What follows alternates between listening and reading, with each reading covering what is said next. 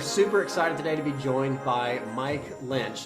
And I will tell you, when we were creating this series and deciding who we wanted to be able to have for our percussion series, I was really excited to have Mike Lynch and Scott Brown both be a part of this because as a young teacher, I had the privilege of seeing one of their presentations at GMEA where they talked a lot about some of the stuff that we're actually going to be talking about here today. So I was really excited when they agreed to do this. Mike, thank you so much for giving time to share your information and knowledge with us. Oh, thank you, Tyler. I mean, I'm happy to be a part of it. Always happy to share what little knowledge I have. He has quite a bit, and the name Mike Lynch is a well-known name here, especially in the state of Georgia and in the Southeast, with a wonderful career. And I'm going to let him just share a little bit about this. Mike, for anybody who doesn't know you or maybe hearing Mike Lynch's name for the first time, could you just share with us a little bit about your amazing career? Well, I've been very fortunate. I spent 32 years as a middle school band director, and during that time, I always was a percussion instructor on the side for whatever high school I was feeding. And I got to spend 24 years at Lassiter High School, 2016, or I'm sorry, 1996 to 2020 was at Lassiter High School. And retired from both of those jobs, and I'm still a freelance percussionist. I'm presently teaching at Creekview High School as just an adjunct percussion instructor there. So I do try to be semi-retired at this point. Today, we're obviously here talking about tone-on percussion, and Mike has graciously agreed to actually talk to us today about a lot of the auxiliary instruments. There might be a lot of bad information around there or something that we're not thinking about when it comes to creating the best sound on some of these instruments. And so, Mike, do you have anything to add about that and just some of the philosophy behind some of these auxiliary instruments? Yeah, I picked 6 instruments today that I think are pretty common in most band rooms that you're going to have to talk to your kids about playing. And as I go into different band rooms and I listen to different groups perform, there's always a lot of issues with playing these instruments, and they seem so simple, but they're not. And so anyway, I just wanted to talk about some of the things that the sound quality of playing these instruments and how the overall quality of these instruments definitely affects the sound of the overall band. Percussion is no different from any other instrument, and you can create a bad tone on a triangle and a good tone on a triangle, and every percussion instrument is the exact same way. And so we're excited to learn about this. So in Cobb County, we have at our large group performance evaluation, our band festival, I know it's called different things in different states, we actually have a woodwind, brass, and percussion judge besides the 3 main evaluators. And so I've been fortunate that I've got to hear great comments from percussionists sitting backstage. The percussion judge always sits backstage so they can see and hear everything that's going on. So I've got to hear some great comments from some great evaluators. And the past few years, I've got to do the middle school portion of that, where I'm sitting backstage giving comments to the middle school bands. And I find out that it's the same comments I'm making over and over, and so that's why I kind of I have a clinic I do on these instruments also, because it seems to be something that a lot of bands have issues with. this is some great information to get us all started, those of us who are just looking to expand our knowledge on these instruments. And I would encourage everybody that if to go beyond what you just hear in this video, because there's so much more to be said. We could do hour-long videos on every one of the instruments that Mike is going to talk to us about. So continue to find new ways to engage your percussionists and make the best sounds possible. Talk about bass drum, and the most common issue with bass drum I see is where the performer actually stands. So often the student is standing beside the bass drum rather than behind the bass drum. And so what happens then is, first of all, it takes them out of the sight line of the conductor. They're facing, and their body's actually facing a different way than facing the front towards the conductor. So that's an issue. But the biggest issue with the sound is that when they play beside the bass drum head, the big white head there, they're playing with the top end of the bass mallet. They're not playing with the flat surface. So they're getting this really thin sound of the bass drum. And I even brought a mallet here. You can tell this mallet has been played on the top end of the mallet. And so it's worn off the top end of the mallet. So I would say to band directors, go check your bass drum mallet and see, is the top end worn off? you know, or is the top end matted? So if that's the case, they're playing with the top end of the mallet rather than playing with the flat surface of the mallet, because you're going to get a totally different sound playing with this surface than playing here with the very tip of the mallet. So that's the biggest thing. And again, we could go on and on about this, but that's the biggest thing, just making sure they're standing behind the bass drum. And that's not the most comfortable place to stand. I can tell you that, and that's why students don't stand there. It's not comfortable to stand there, but that is the correct position they need to stand in. Again, it puts them in a good sight line with the conductor, and it makes sure the mallet's getting a good contact with the bass drum head. And I mean, we could go on as far as playing areas. We've always heard about playing areas all of our life. Band directors about, but don't play in the center of the drum. Don't play in the center of the drum. So I think we've gone to the extreme with that. We've taken that too far to the edge. Where oftentimes bass drums don't sound like bass drums anymore. They're playing too close to the edge of the drum. So when we say don't play in the center of the drum, we're just talking take it out 2 or 3 inches. That's all they need to do. And the bass drum mallets are heavy, especially for young students. So they have a tendency to let the mallet kind of droop. And so always, and you can see this from the podium as you're conducting, you can see where that bass drum mallet is hitting. So make sure they're holding the mallet just like they would a snare drum stick and not letting it droop out of their hand and play towards the edge of the drum. That's And so great. I guess my other big point with this is muffling the drum. You really need to talk to your bass drummers about length of notes and articulation the same as you would wind players. That bass drum part needs to be copying what's going on in the low brass and the low reeds.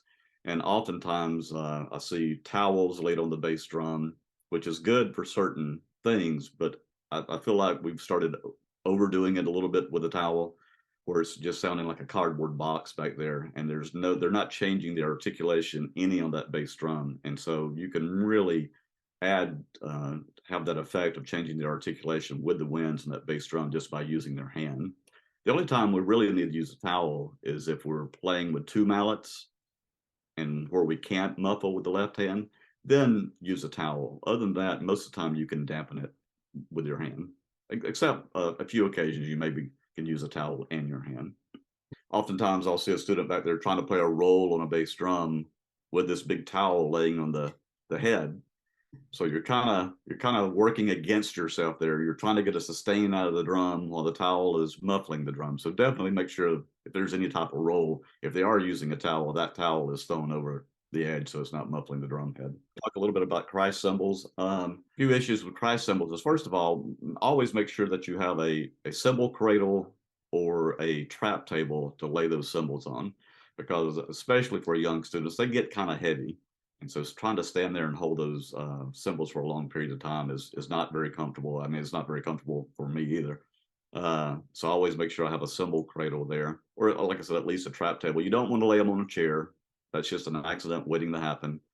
And you don't want to put them on the floor because of picking up dirt and that kind of thing. And then the most important issue is that the student has to bend down to pick up those cymbals or put them down. And so once again, it takes them out of the sight line of the conductor. And so when I was doing middle school band, I wanted everything set up where no matter where that percussionist had to go, they could always see me facing forward. So I never wanted them to turn their body any other way that I wasn't in their sight line. Cymbal cradle, really important. Mm-hmm. The size of the cymbals, most cymbals around 18 inches now. And I found that for 6th graders, I got a pair of 16-inch cymbals, and it made their life so much easier. And Zildjian has a classic orchestral series, and I got a pair of medium light cymbals, and those cymbals sounded great. Because some 16-inch cymbals don't sound very good, but those cymbals sounded really good, and the students were able to deal with the weight. They weren't too heavy for especially 6th grade, and they're also good for marches, that kind of thing also. And I guess the other thing, of course, is we could talk a long time about technique, but I try to make it as simple as possible. And I don't know if you can see my hands here. I always just start with their hands, and we talk about a flam crash, and I just have them put their palms together and roll through their hands. And that's basically the crash. When they play, the bottom hits first and they just roll through the cymbal. And you can do it where the top hits first. Some people do this way. I do bottom simply because of the weight of the cymbals. To me, I thought it was easier for young students. They could just use the weight of the cymbals and the cymbals would fall down rather than them having to push the cymbals upward. And again, you go to any cymbal clinic you go to on cymbals, the clinician is going to have a little bit different way of crashing cymbals. So I just finally had to go with the way that I could teach sixth graders and they could get a good sound, but also would work when they got into high school also. And so just know there's a lot of different ways of doing that. That's just the way I do it. And I thought that was easy. On a good cymbal crash, you're going to have a prep, you're going to have a crash, and then you're going to have a follow through as far as the sustain, if you want the cymbals to ring or if you want to bring them into their body. And, the same thing as far as articulation and just sustain. They've got to know how long to let the cymbals ring and when to choke and that kind of thing. Even on a choke, make sure the cymbals crash first, then choke. It's never just dead into the cymbal. Mike, something that I've personally seen whenever I've been out on the road doing honor bands or working with a group, and this is something that's technically technique, but I've also noticed that in addition to it being bag technique, it also impacts the sound a little bit too, which is the students who put their hand all the way through the strap and dampen part of the cymbal. Could you talk a little bit about that and why that's such a bad idea? Yeah, I can't believe I left. That's I can't believe I left that one off. Yeah, when they put their hands to the straps, we do that because of marching band. And when you have marching cymbal lines and they're holding the cymbals for hours at a time during rehearsals, that's the most comfortable way to hold cymbals. But in a cymbal line, you're going to have usually four plus cymbal players. And so with that many cymbal players out front, you're still going to get a decent cymbal sound. But when you're one person standing in a concert band, that does not sound good at all because it does totally dampen those cymbals. So you always want to make sure that their cymbals are out, or their straps are out of their hands rather, or not in the straps. The strap is kind of like basically holding a drumstick. That strap's going to come right across that first knuckle and just wrap the other hands around it, put the thumb on top, and make sure you're really close to the bell with your thumb and first finger so you can control the cymbals. And that is definitely the best grip where you're going to get the best sound, most sustain out of the cymbals. And your students' wrists will thank you. Yeah. For sure. Yeah. And that's, and again, that's not the most comfortable way of holding them. It's more comfortable to put your hands to the straps. Mm-hmm. And that's why you want to have the cymbal cradle there also. So if they have rest, I'm always like, look, if you're not playing, set those cymbals down. Don't stand there and hold them. And so that's the reason you want that cymbal cradle there, is to try to make their life a little bit easier. And so they will use the proper grip and good technique when playing. Let's talk about triangle a little bit. And one of the most important things about the triangle is having a good triangle clip. And that's a lot of times that's the root of all the evil. That's the issue with the kids having with playing the triangle is not what he's playing with. It's not the quality of the triangle. It's a good triangle, but it's the triangle clip. And so I have a couple here. This is a pearl triangle clip. It has 2 holes in it, and it also has 2 strings. That way, if one string breaks, you got a safety line there. And if you put a triangle here, notice how short it is. The triangle is not going to spin on you. So what happens oftentimes, there's triangle clips with just 1 hole, or the string is way too long, and the student is trying to hit a moving target. And so that's really, they're trying to look at the music, watch the conductor, and meanwhile, every time they hit that triangle spinning around and around. And so that's really difficult. And here's another one with just 1 hole in it, and you can see, and with a long line, that triangle is going to spin around. So you want a fishing line and you want a short fishing line, but you want to make sure it has 2 holes in it and it's very short. So that's the I guess the biggest thing there. You always want to play, not always, Most of the time you want to play on the bottom of the triangle. And the reason you want to play on the bottom is you get more overtones there. Hmm. If you play on the side, it's a little closer to an actual pitch. So what can happen there is you can student can play that note on the side, and it's actually going to clash with a note that's being played somewhere in the band or the orchestra. And so on the bottom, you may get a triangle and go, oh well, I don't like that though. But believe me, it sounds better with the band if you'll play on the bottom and get more overtones. It won't clash with something that's going on with the wind players. One of the biggest things that Brandon Kunka, who's also in this series, had talked about with my own students when he was working with our ensemble was getting our triangle players to not play with it down by the floor, so that, but actually raising it up so that we can really hear, hear the triangle actually come all the way through. Yeah, I always try to talk to them about holding it up high enough that they're actually having to look through the triangle to see the conductor. Oh, that's great. So again, it puts it up. It puts it again. I'm all about sideline. I'm all about having those percussionists watching the conductor, and so I always talk about hold it high enough that you have to look through that triangle to see what the conductor is. That's great. That's fantastic. I wish I had done that. That's great. Yeah, Really great. I just try to tell them that look, the person in the cheap seats back there, they wanna see what you're doing. They want to hear what you're doing. They want to see what you're doing, and so you've got to get that instrument up. And I try to talk to them about, look, this is the coolest. You're in the coolest section back here. You get to play all these neat instruments, so the audience wants to see them. And Hmm. and you never know what effect you're going to have on some kid sitting out in the audience seeing you back there playing that triangle and playing it such detail in playing that one instrument, that some kid's going to see that, and you may that kid may want to play percussion someday because of what you did on that triangle. Talking about suspended cymbal, it's not most time about the cymbals. We usually have pretty good suspended cymbals.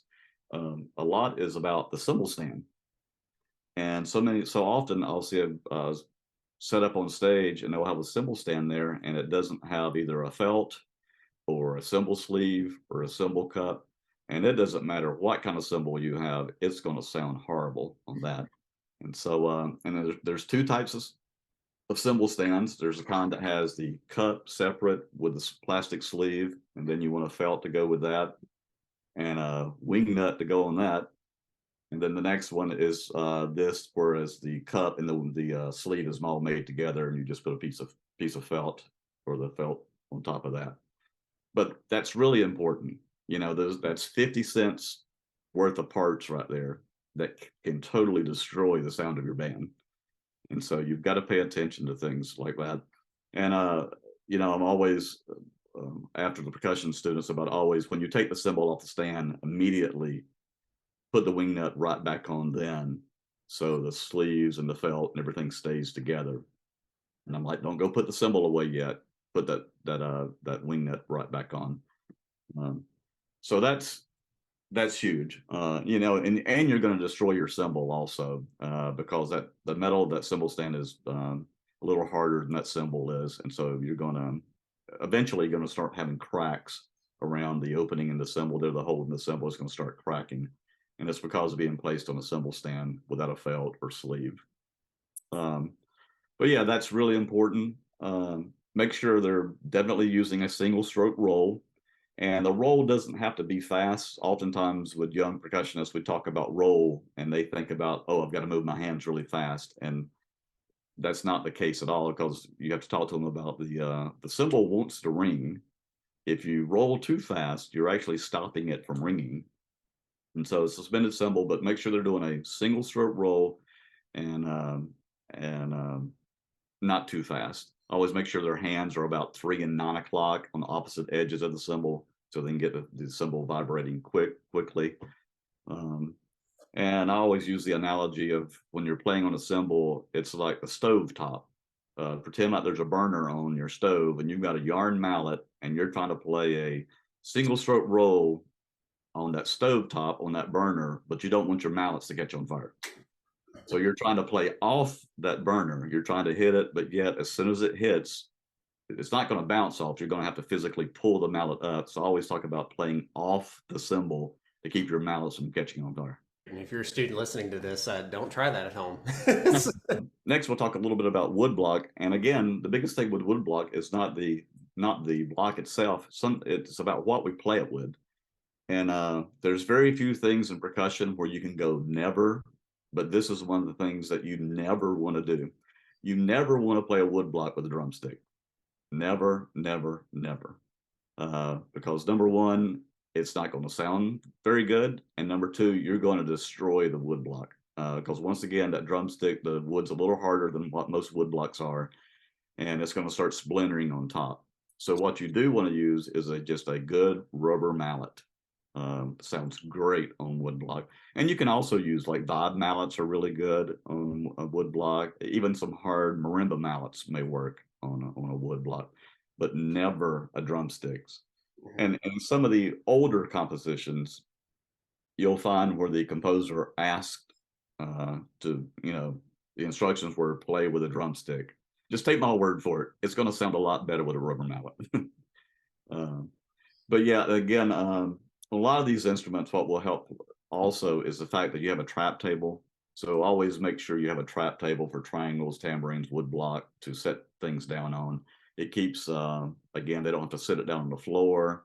It keeps the student in the line of sight of the conductor. And on a woodblock, if they need to play fast eighth notes or 16th notes, they need to be able to use both hands. And so you're really going to need something to sit it on. And so a trap table is good.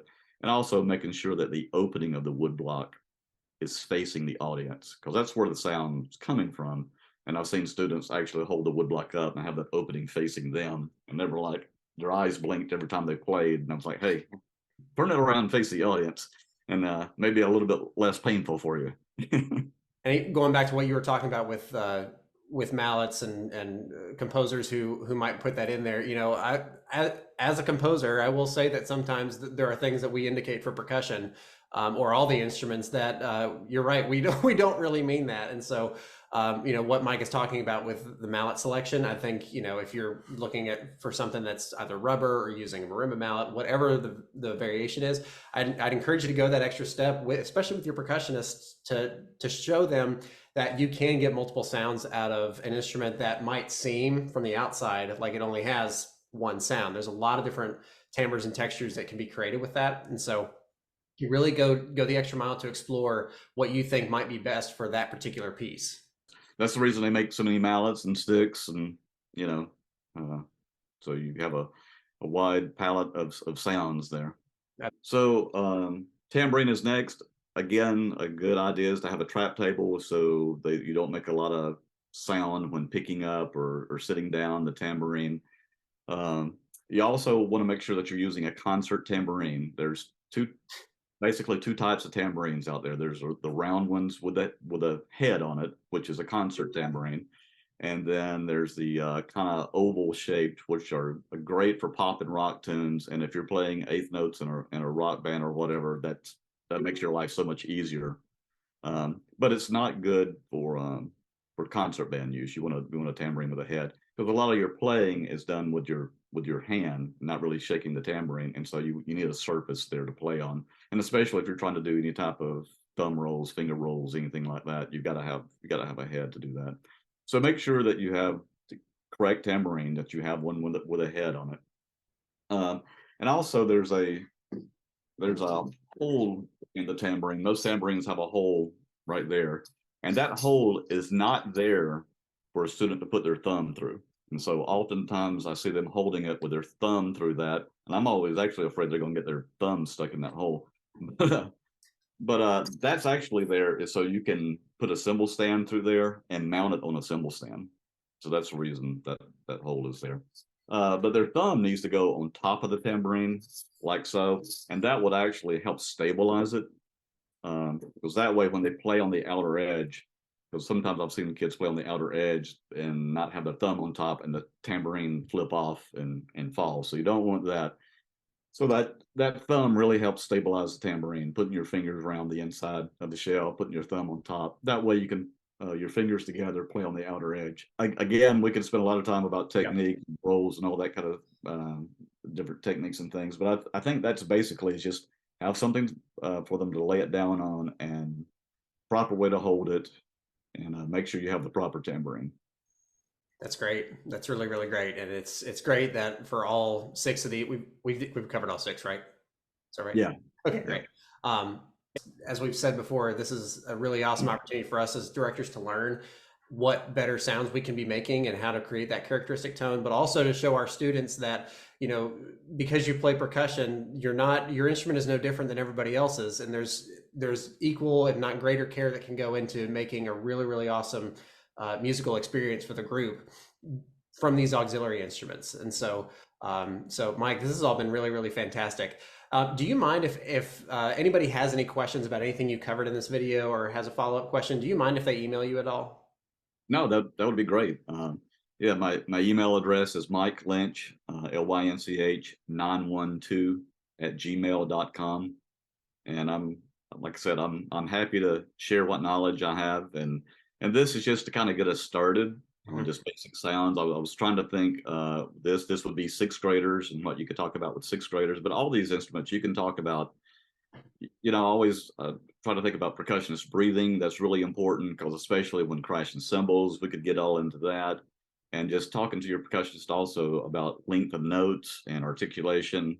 You know, it's so, what we do is actually, it is similar to playing a wind instrument in a lot of ways. I've talked about how insecure I was as a young director with talking to my percussion about a lot of this stuff and being afraid of saying the wrong thing or not engaging them in the right way. And the more I realized that when I pushed myself into that threshold and had some great mentors to help me, that there really is so much similar. And the more that I realized that, the more comfortable I was. And so I think there's a lot of information that Mike's shared with us here that if you're a little bit apprehensive with talking to your beginning percussionists about some of these auxiliary instruments, you can start to do that. Or if you are starting at a brand new school and you are working with percussionists that are even in their 2nd and 3rd year, and they're playing some of these auxiliary instruments, you know, have the opportunity to engage them and show them, hey, that's one way of playing it, but let me show you something else. Let me show you a different way, and let's see what makes the best sound, and making everything about the sounds. You can think about percussionists also that are band directors, what we feel like going into standing in front of a band. So that's quite a, you know, there was a lot of talking to other directors, other professionals, going to a lot of clinics, a lot of concerts, and trying to learn about the wind instruments, you know. So it works both ways. It sure does, and we've got everything as a part of this video series. And so if you're listening to this and you have any wind instruments you're trying to get better at, there's a free video somewhere on my YouTube channel or on this playlist that you can find that'll give you some information to do that exact same thing. So and we could not have done it without great people like Mike, who are just giving so much of themselves. And so Mike, we appreciate it so much. Enjoyed it. Thank you so much.